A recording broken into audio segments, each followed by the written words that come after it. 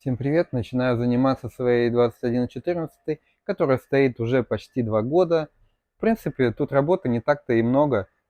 Убрать жуки, зачистить сварочные швы и подготовить ее уже к грунтованию, перетереть грунт и начать окрашивать весь кузов.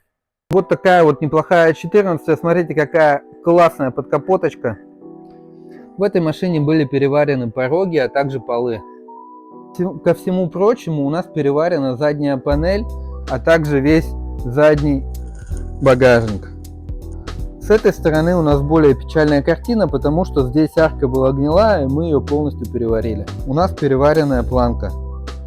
Крыша ровная. Есть небольшие вмятинки, прям очень незначительные.